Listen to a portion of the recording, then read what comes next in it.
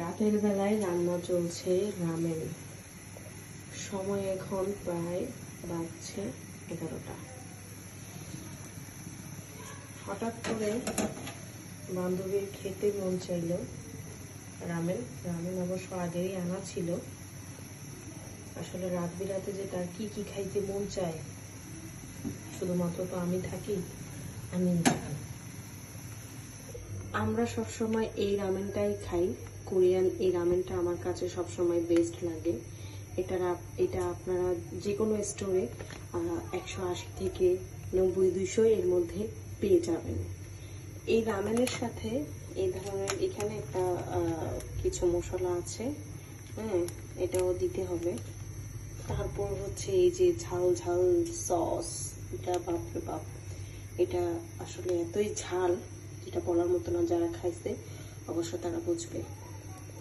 ডিম কিভাবে রান্না করতেছি আপনারা দেখেন। যারা রামেন রান্না জানেন না তাদের জন্য খুবই উপকারে আসবে আশা করি।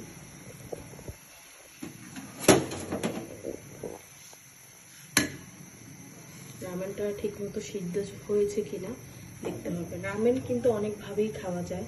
আপনি চাইলে চিজি করে খেতে পারেন, আবার চাইলে হচ্ছে সিদ্ধ করে শুধুমাত্র ডিম ঘুটে দিয়ে মশলাগুলো দিয়ে আর হচ্ছে সসটা দিয়ে খেতে পারেন। আর চিজের যেটা আমি বলবো সেখানে কিন্তু আপনার মিল্কও ইউজ করতে হয়। তবে যারা ঝাল একটু কম খায় বা একটু মিষ্টি টাইপের খায় তাদের জন্য সেটা ঠিক আছে।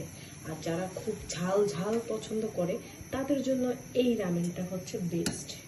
তো এখানে আমার মনে হচ্ছে পানি একটু বেশি হয়ে গিয়েছে, আমি পানিটা একটু কমিয়ে নেব। পানিটা আমি অনেক কমিয়ে নিয়েছি। এর মধ্যে এখন আমি ডিমটা দিয়ে দিব, তারপর হচ্ছে রামেনের যে সসটা আছে সেই সসটা দিয়ে দিব। আচ্ছা, আমি এটা দিয়ে দিচ্ছি।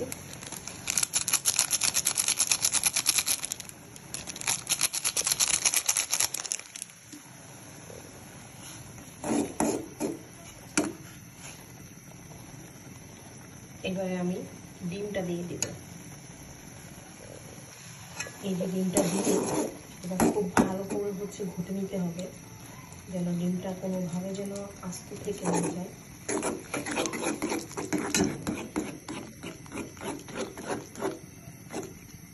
ডিম আবার আস্তে থেকে গেলে একটু সমস্যা হবে। আপনারা চাইলে এই সসটা কিন্তু পরে দিয়েও কিন্তু খেতে পারবেন, বা চাইলে এখনও দিয়ে ফেলতে পারেন। তো আমার মনে হয় এই সময়টাতে সসটা দিলে ঝালটা একটু কম লাগে। আর যখন আপনি গরম গরম পরিবেশন করে খেতে যাবেন, সসটা মাখিয়ে নেবেন, তখন হয়তো ঝালটা একদম পারফেক্ট থাকে। ঝালটা একটু কমে সসটা ঢেলে দিচ্ছি। দেখতেছেন সসের অবস্থা,